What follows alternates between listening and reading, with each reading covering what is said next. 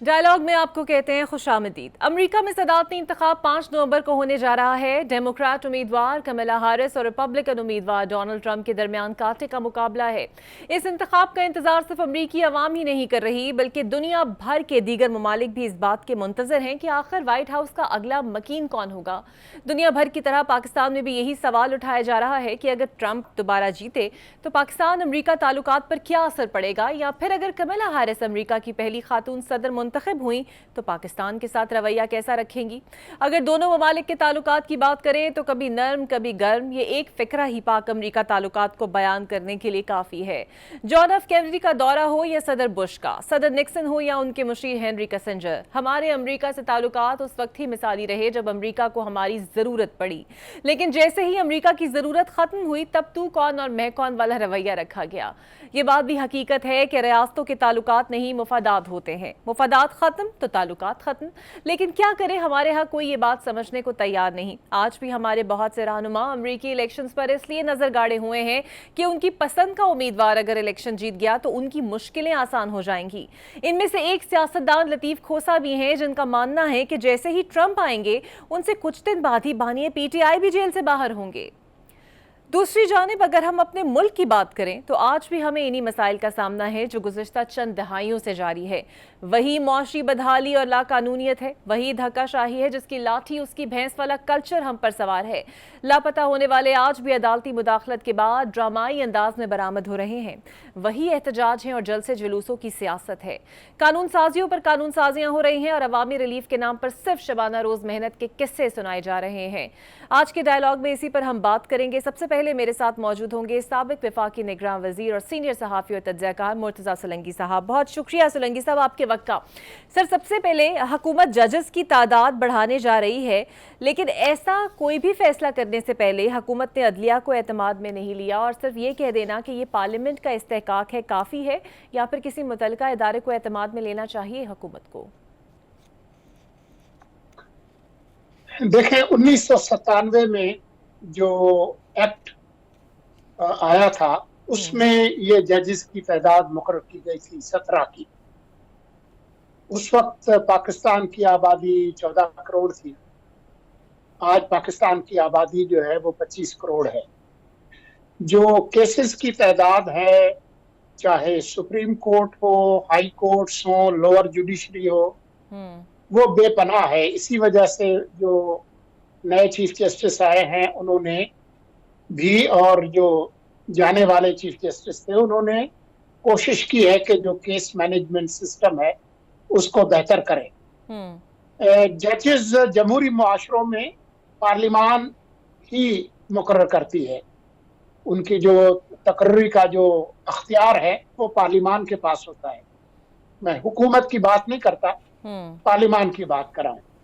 امریکہ میں بھی صدر صاحب جب سپریم کورٹ کے ججز کو نامزد کرتے ہیں تو اس کی جو توثیق ہے وہ سینٹ کی جو جوڈیشری کمیٹی ہے وہ کرتی ہے۔ تو میں سمجھتا ہوں کہ یہ خوش آئند بات ہے کہ اختیار پارلیمان کے پاس کیا ہے۔ آج بھی آپ دیکھیں جو جوڈیشل کمیشن جس کا اجلاس ہونے والا ہے 5 نومبر کو، تو اس میں حکومت اور جو حزب اختلاف ہے ان کے پارلیمانی جو نمائندے ہیں ان کی تعداد برابر ہے دونوں طرف سے۔ تو میں سمجھتا ہوں کہ اس میں کوئی برائی نہیں ہے، اور آئندہ جو ایکٹ ہے 1997 کا اس میں ترمیم کر کے 17 سے اگر 25 کرتے ہیں، جب تک پارلیمان کے پاس اختیار ہے، صرف حکومت کے پاس نہیں ہے، تو مجھے اس پہ کوئی اعتراض نہیں ہے۔ میں سمجھتا ہوں کہ 2008 کے بعد عدلیہ جو ہے وہ ایک نسبتاً اپنے آپ کو ایک نئے حکمران کے طور پر سامنے لائی، اور انہوں نے بہت ساری جمہوری حکومتوں کو اور ارکان کو جو ہے وہ نہ صرف رخصت کیا بلکہ جو عدالت کے جو کمرے تھے اس میں جو منتخب ارکان اور انتظامیہ کے لوگ، ان کی تضحیق کا ایک عمل ہوتا تھا جو کہ مناسب نہیں تھا۔ میں سمجھتا ہوں کہ اس کی ضرورت تھی اور یہ ہونا چاہیے۔ بالکل صحیح۔ اچھا سر، کل بانی پی ٹی آئی کے وکیل انتظار پنجوتا لاپتہ ہوئے 24 دن بعد ڈرامائی طور پر مل گئے۔ یہ ڈرامہ اس لیے بھی محسوس ہوتا ہے کہ اٹارنی جنرل صاحب نے یہ کہا تھا اور عدالت کو یقین دہانی کرائی تھی کہ انتظار पंजोता तक रसाई या उनकी मालूमात जो हैं वो हासिल कर ली गई हैं। पुलिस ने जो बयान जारी किया वो बिल्कुल यकसर मुख्तलिफ था। आपको लगता है अदालतें मुदाखलत करती हैं, अटॉर्नी जनरल यकीन दहानी कराते हैं तो बंदा बाहर आ जाता है, लेकिन ऐसे बयान फिर बनाने की ज़रूरत क्यों पेश आती है? बेहतर होगा कि अटॉर्नी जनरल साहब खुद इसकी वजाहत करें कि उनके पास क्या मालूमात थी, हाँ। और जो इंटेलिजेंस के इदारे हैं उनके पास मालूमात होगी कि इनको कहाँ ट्रैक किया गया। अभी खुद पंजोता साहब का अपना कोई बयान भी मेरे सामने नहीं है, सिवाय इसके जो वीडियो बयान आया है जिसमें वो कह रहे हैं कि जी उनको इस रकम के बस 2 करोड़ है या कुछ रकम है, अगवा किया गया था। और वो बता रहे हैं कि जी जो अगवा करने वाले थे वो पश्तो में बात कर रहे थे और खैबर पख्तूनख्वा में उनको रखा हुआ था जहां पर पीटीआई की हुकूमत है। तो मुझे नहीं मालूम इस केस के हकायक का।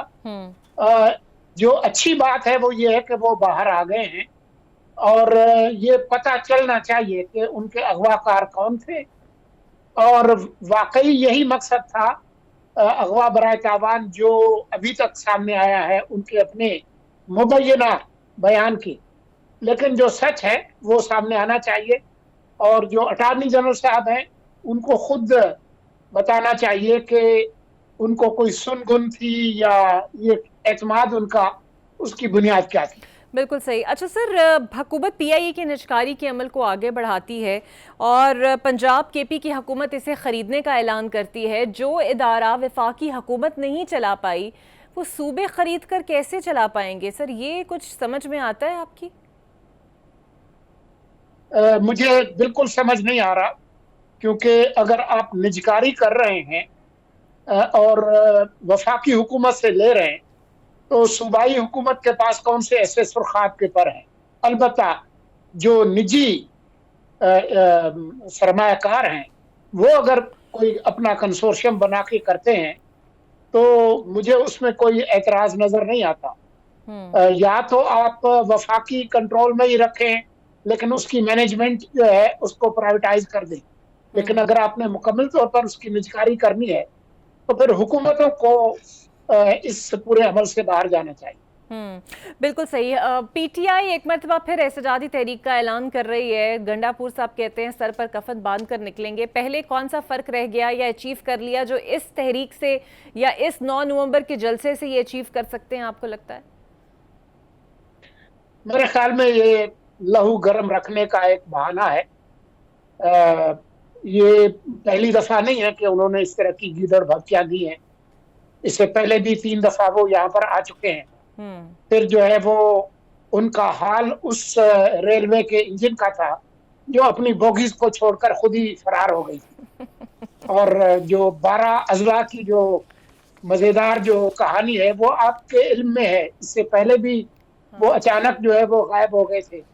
तो मैं समझता हूँ कि वो इस तरह के जो बयानबाजी है उससे अपनी पार्टी के लोगों को तो शायद गुमराह कर सकते हैं, लेकिन पाकिस्तान के अवाम जो है वो खासे बाशऊर हैं। अभी तो उन्होंने पेशावर का जलसा जो है वो मुलतवी करके उनको सवा भी याद आ गया है, वो कोई 3 दिन का वहां पर मेला लगाएंगे।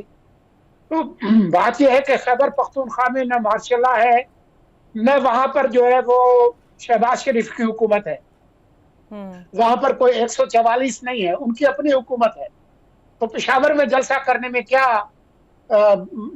अमर माने हैं वो वही बता सकते हैं। बिल्कुल वो एक खुद साख्ता जो है वो महमूद गजनवी बनने की एक कोशिश कर रहे हैं, लेकिन न सबको पता है कि वो न महमूद है न गजनवी। बिल्कुल सही। बहुत शुक्रिया आपका। मुर्तज़ा सोलंकी साहब मेरे साथ मौजूद थे और देखते हैं आने वाले दिनों में ये जो तहरीक चलाएगी तहरीक इंसाफ, इसका क्या असर होगा। ब्रेक के बाद आपसे मिलते हैं। Welcome back. और अब मेरे साथ मौजूद होंगे पाकिस्तान तहरीक इंसाफ के सीनियर रहनुमा शौकत बसरा साहब। बहुत शुक्रिया बसरा साहब आपका। सर, आप लोगों की पार्टी कायदीन के ऊपर तनकीद ये हो रही है कि एहतजाजी तहरीक की हिकमत अमली बदलती जा रही है। कभी कहा जाता है जनाब कि एक जलसा होगा 8 नवंबर को, फिर वज़ीर आला केपी 9 को अनाउंस कर देते हैं, फिर آپ کے کارکنان یہ کہتے ہیں کہ پنجاب اور اسلام آباد کے لیڈر اس طرح احتجاج کو لیڈ نہیں کرتے جس طرح کرنا چاہیے. آپ کیا سمجھتے ہیں؟ جس طرح علی امین صاحب تب پہنچے جلسہ گاہ میں جیسے جس کو کانوں کان خبر نہیں ہوئی، اس طرح تو آپ اپنے نتائج نہیں حاصل کر پائیں گے. اقرا حارث، میں تو توقع کر رہا تھا کہ آپ پہلا سوال کریں گی کہ جو ظلم، جبر، بربریت، فسطائیت عمران خان صاحب کے وکیل انتظار پنجوتا کے ساتھ ہوئی، یہ شاید پاکستان کی تاریخ میں ایسے واقعات کبھی نہیں ہوئے. جو کچھ کل آپ نے دیکھا کہ 28 دن سے ان کو غائب کیا ہوا تھا، ہم پٹیشنز میں جا رہے تھے. ویسے یہ پہلا واقعہ تو نہیں، 2 سال سے ہی ہماری مائیں بہنیں بیٹیاں غیر محفوظ ہیں.